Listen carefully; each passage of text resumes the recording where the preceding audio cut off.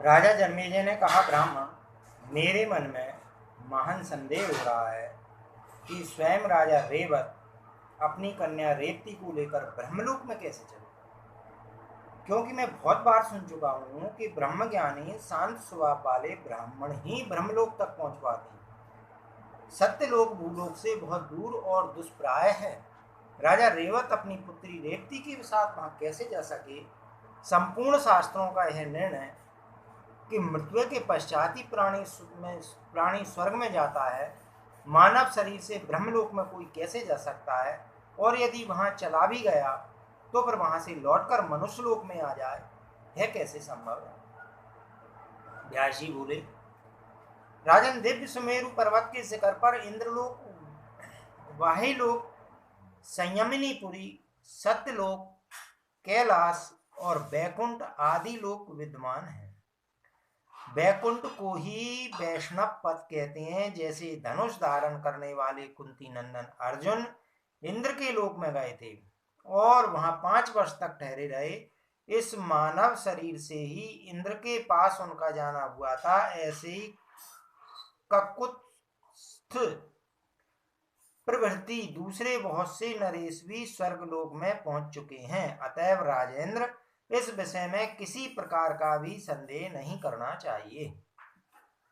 पुण्यात्मा और तपस्वी समर्थ पुरुष प्राह सभी लोकों में आ जा सकते हैं। मनुजेंद्र, जैसे पुण्य और सद्भाव को ही ब्रह्मादि लोकों में जाने की योग्यता प्राप्त होने में कारण माना जाता है, वैसे ही यज्ञशील पवित्र आत्मा पुरुष यज्ञ के प्रभाव से वहां जाने के अधिकारी हो जाते हैं। राजा जन्मेजय ने पूछा, ब्राह्मण महाराज, रेवती ने अपनी सुंदर नेत्र वाली कन्या रेवती को साथ लेकर ब्रह्मलोक में जाने के पश्चात क्या किया? ब्रह्मा जी ने उन्हें क्या आज्ञा दी? फिर उन नरेश ने अपनी पुत्री का विवाह किसके साथ किया? भगवान, आप इन सब प्रसंगों को विस्तार पूर्वक कहने की कृपा कीजिए। व्यास जी कहते हैं, राजन सुनो महाराज, रेवत अपनी पुत्री के वर के विषय में पूछने के लिए जिस समय ब्रह्मलोक में पहुंचे, उस समय वहां गंधर्वों का संगीत हो रहा था। राजा कुछ देर तक वहीं ठहर गए। उस संगीत ने उन्हें पूर्ण तृप्त और आह्लादित कर दिया। गान समाप्त होने पर सभा भवन में विराजमान परम प्रभु ब्रह्मा जी के समक्ष पहुंचकर उन नरेश ने उन्हें प्रणाम किया और कन्या रेवती को उन्हें दिखाकर अपना अभिप्राय उनके सामने प्रकट कर दिया। राजा रेवत ने कहा, देवेश, यह कन्या मेरी पुत्री है, आप इसके योग वर बताने की कृपा कीजिए। ब्राह्मण, मैं किसके साथ इसका विवाह करूं, यही पूछने के लिए आपके पास आया हूं। मैंने बहुत से उत्तम कुल के राजकुमारों को देखा है, परंतु मेरे चंचल मन के लिए कोई भी कुमार अनुकूल नहीं पड़ा। अतएव देवेश्वर, इस विषय में आपसे सम्मति प्राप्त करने के लिए मैं शरण में आया हूं। सर्वज्ञ प्रभु, आप किसी ऐसे सुयोग राजकुमार को बतलाइए जो कुलीन, बलवान, संपूर्ण शुभ लक्षणों से संपन्न, दानी और धर्मात्मा हो। व्यास जी कहती हैं, राजन, राजा रेवत की बात सुनकर संसार की सृष्टि करने वाले ब्रह्मा जी मुस्कुराए। ब्रह्मलोक के थोड़े से समय में ही भूमंडल का बहुत लंबा काल बीत चुका था। अतः ब्रह्मा जी राजा से कहने लगे। ब्रह्मा जी ने कहा, राजन, तुम्हारे हृदय में जो जो राजकुमार वर के रूप में उपस्थित थे, वे सभी अब काल के गाल में चले गए। उनके पिता, पौत्र एवं बंधु बांधव कोई बचे नहीं है। इसलिए इस समय वहां 27वें युग का द्वापर चल रहा है।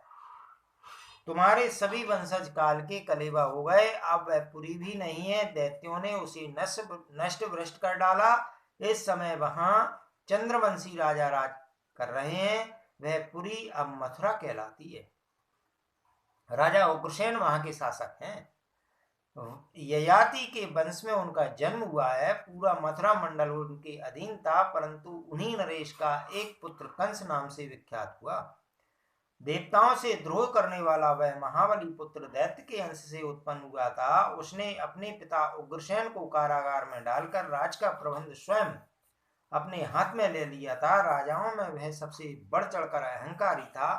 तब पृथ्वी अत्यंत असह्य भार से घबराकर ब्रह्मा जी की शरण में गई।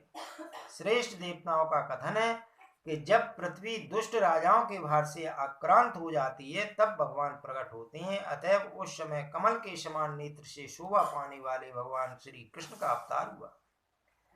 वे अवतरित होकर भगवान वासुदेव के नाम से प्रसिद्ध हुए। राजन, उन्हीं भगवान श्री कृष्ण के हाथ से उस दुराचारी कंस का निधन हुआ। उन भगवान की आज्ञा से दुष्ट पुत्र के परलोकवासी हो जाने पर राजा उग्रसेन पुनः राज पर प्रतिष्ठित हुए।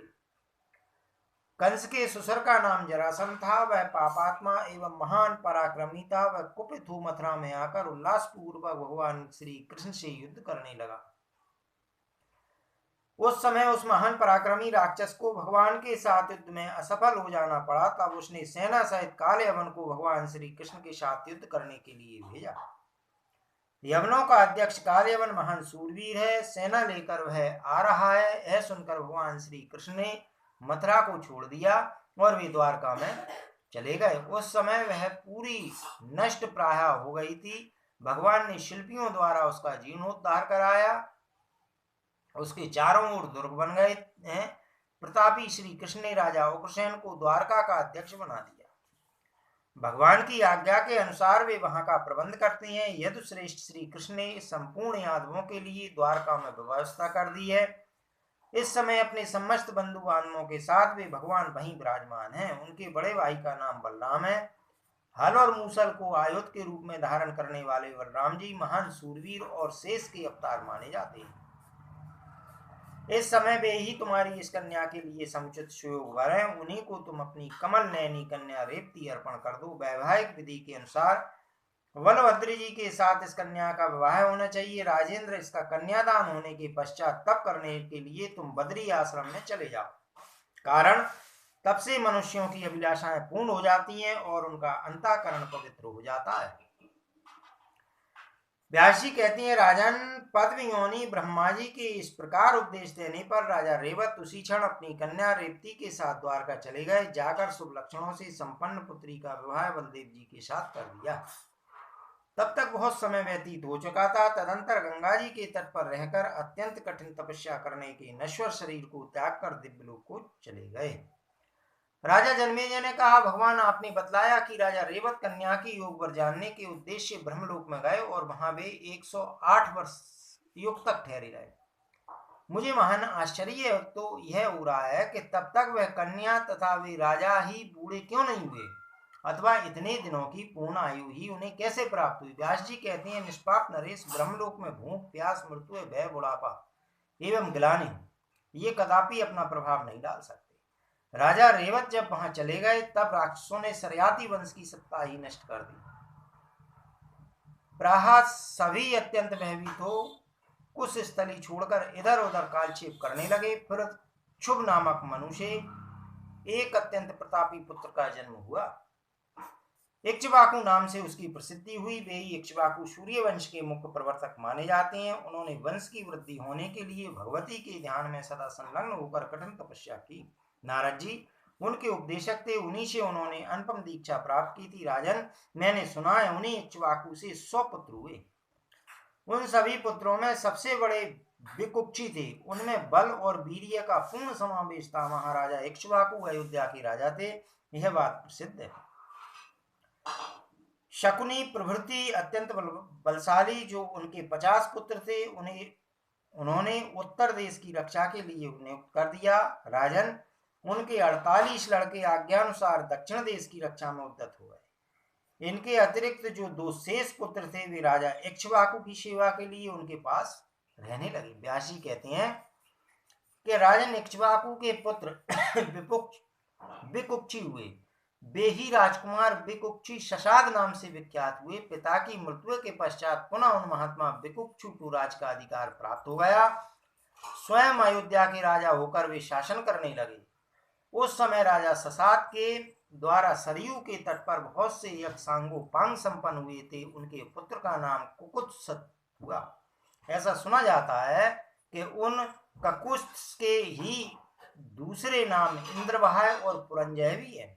राजा जन्मेजय ने पूछा, निष्पाप मुनिवर, एक ही व्यक्ति के कई नाम कैसे हुए? जिन जिन कारणों से पृथक पृथक नाम रखे गए वे सब कारण मुझे बताने की कृपा करें। व्यास जी कहते हैं, राजन, ससात के स्वर्गवासी हो जाने पर धर्म के क्या था ककुस्थ अयोध्या के राजा हुए। उन्होंने पिता और पितामह से संबंध रखने वाले राज्य पर बलपूर्वक शासन किया था। इसी समय संपूर्ण देवता दैत्यों से परास्त होकर त्रिलोकी के स्वामी सनातन भगवान विष्णु की शरण में गए। तब भगवान श्री हरि ने उन्हें आज्ञा दी।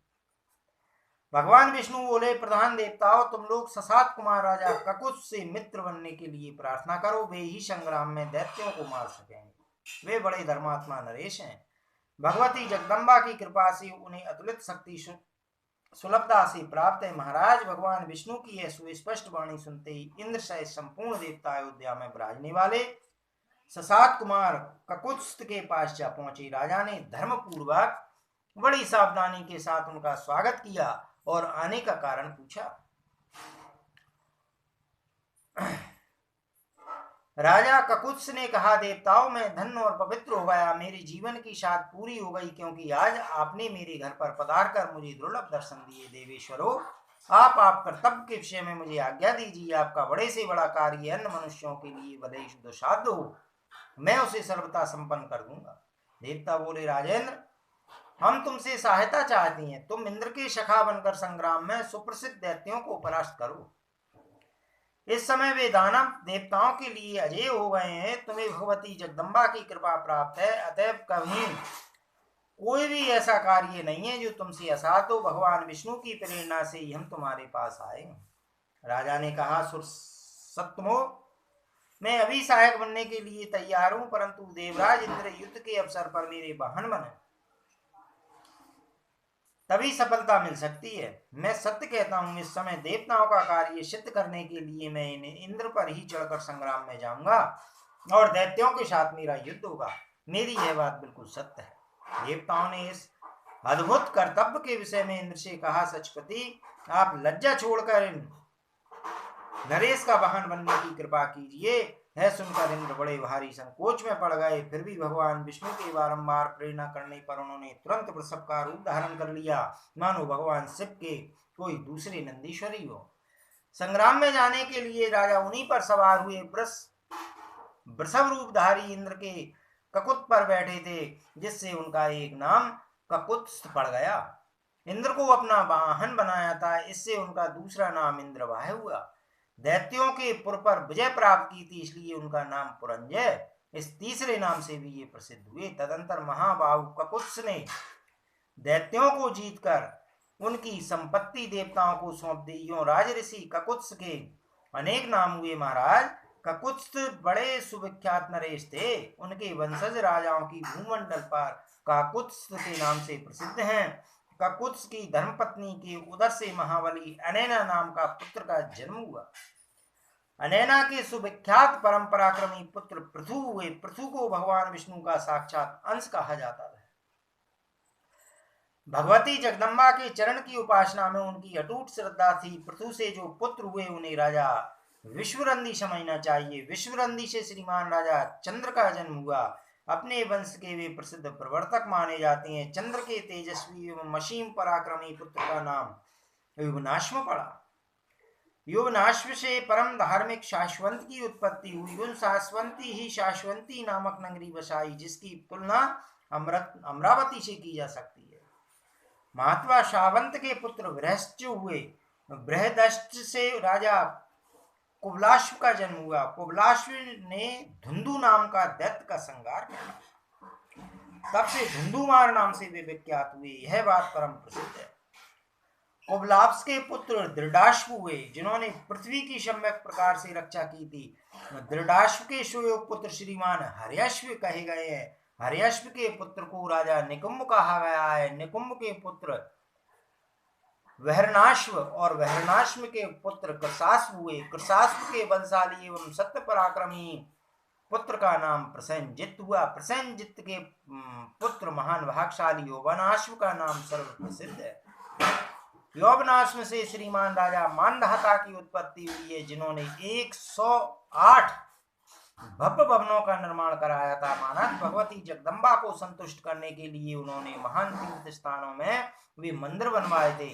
माता के गर्भ में न रहकर पिता के उदर से ही उनकी उत्पत्ति हुई थी।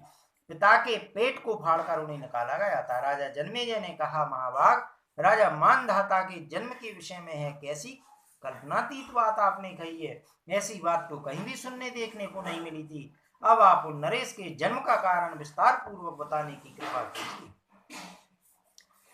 वह सर्वांग सुंदर पुत्र राजा योगनाश्व के उदर से कैसे उत्पन्न हुआ, कृपया यह पूरा प्रसंग मुझे स्पष्ट करके कहिए। व्यास जी कहते हैं, राजन, परम धार्मिक राजा योगनाश्व के 100 रानियां थीं, परंतु किसी से कोई संतान नहीं हुई। इस कारण वे प्राह चिंता तो रहते थे।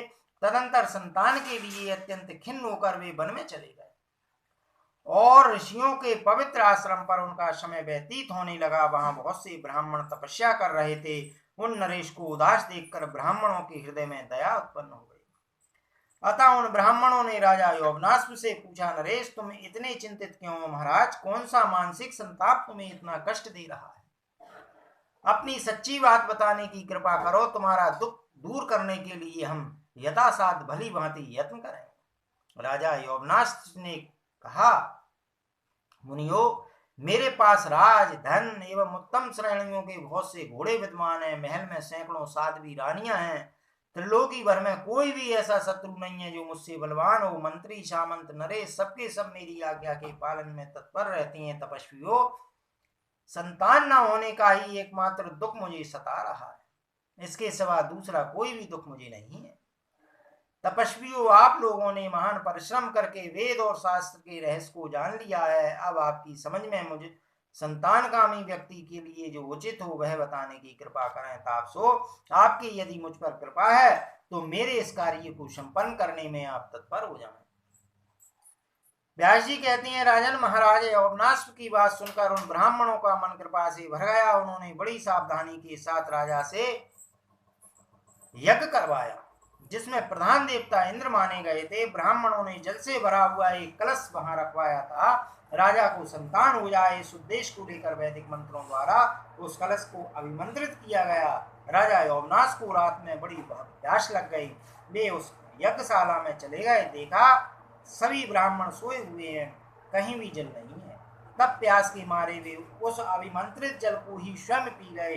ब्राह्मणों ने विधि पूर्वक मंत्रों से संस्कृत करके वह जल लाने के लिए रखा था। राजेंद्र,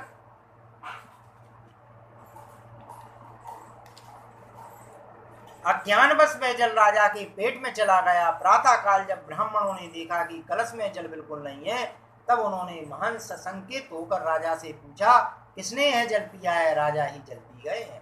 यह बात जानकर वे समझ गए कि देव सबसे बढ़कर बलवान है। तदंतर यज्ञ की पूर्ण आहुति कराकर वे सभी मुनिगण अपने घर पधारे। मंत्र के प्रभाव से स्वयं राजा के पेट में ही गर्भ स्थित हो गया। समय संपूर्ण होने पर इन महाराज योगनाश्व का दाहिना कोख चीरा गया जिससे पुत्र की उत्पत्ति हुई। इस प्रकार पुत्र निकालने का सारा श्रेय राजा के सुयोग मंत्रियों के ऊपर निर्भर था। देवताओं की कृपा से राजा के प्राण नहीं जा सके। उस समय मंत्री लोग बड़े जोर से चिल्ला उठे, हे कुमार, अब किसका दूध पिएगा? इतने में इंद्र झट उनके मुख में अपनी तर्जनी उंगली देकर यह वचन कहा कि मैं इसकी रक्षा करूंगा। समय पाकर वे ही महान प्रतापी राजा मानधाता हुए। राजन, उन नरेश की उत्पत्ति का है प्रसंग मैंने आपको सुना दिया।